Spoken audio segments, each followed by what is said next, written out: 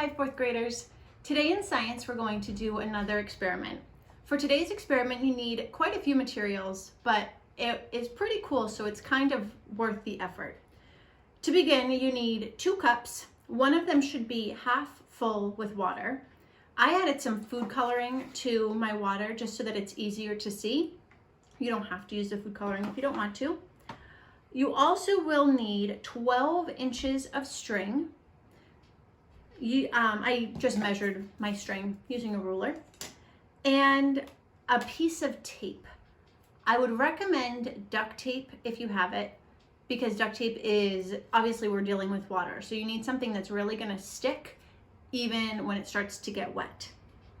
So the last thing that you're going to want is either a large tray. So the tray that I have in front of me is what we plant our seedlings in.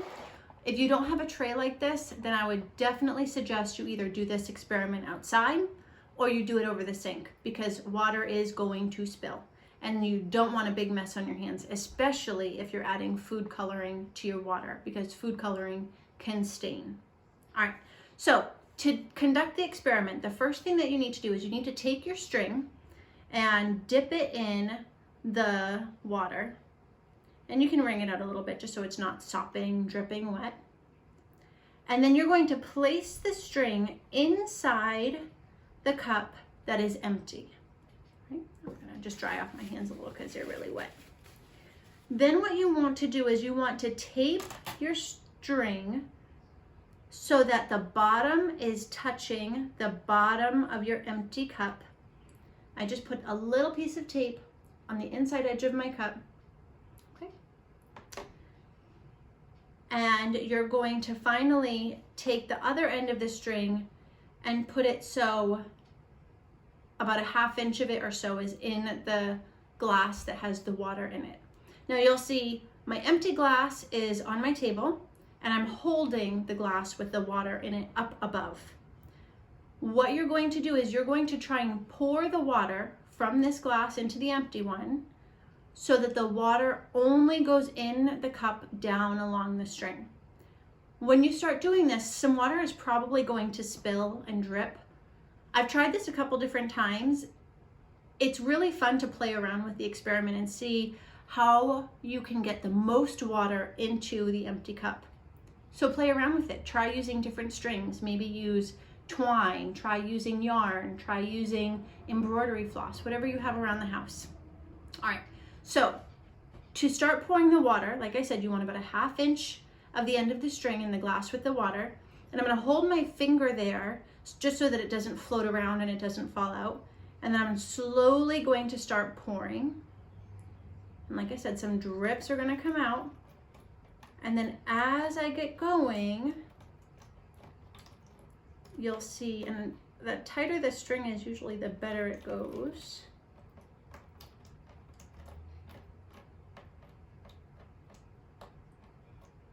You don't want to like pinch down on the string at the top. You just want to sort of hold it in place. And then the water really can start to flow pretty quickly down the string and into the glass. So I still have a little bit of drips happening, but the water is pouring pretty quickly down my string.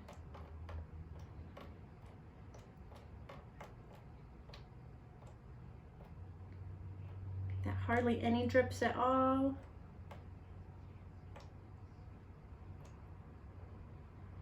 Now I'm pouring really fast. Cool. I was able to get almost all of the water. There is a puddle of water inside the bottom of my tray. I was able to get almost all the water from one cup to the other by just having it go along the string. You notice I wasn't pouring the water directly into the cup, it was pouring along the string, and all the drips were getting caught in the bottom of my tray. I've tried this experiment several times now, so many times that the tips of my fingers are starting to turn blue from the food coloring in my water. And I found a few ways that work better than other ways. So you'll notice I had the string taped to my empty glass on this side, and I was pouring diagonally across it. This way works really well. The first few times I did this experiment, I was pouring it like this, and half of the water was getting in the cup and the other half of the water was pouring outside the edge of the cup. So I wasn't able to catch quite as much water when I did it that way. I also was able to do this a few times without even taping the string to the glass, but I did not get nearly as good of results as I just got this time doing this experiment. So think about, why is it that this works? Why did the water choose to follow the path of the string instead of just falling straight down like gravity would tell the water to do? Think about what water particles do when you're looking at a stream or a lake. They tend to cling together. That's called cohesion, when water molecules like to stick to other water molecules. Our string was already wet, so as I started pouring the water down the string, the water wanted to stick to the other water molecules that were already there inside the wet string. Try this at home. Like I said, I've tried it probably about 5 times now. It takes a few times to really figure out what works and what doesn't work. But see if you can get the water to go from one glass to the other glass. I hope you have fun with today's science experiment. Share any pictures of your results and how you did. Remember, either do your experiment over a tray, over the sink, or outside, because you're bound to get wet and make a little bit of a mess. And have fun. Have a great day.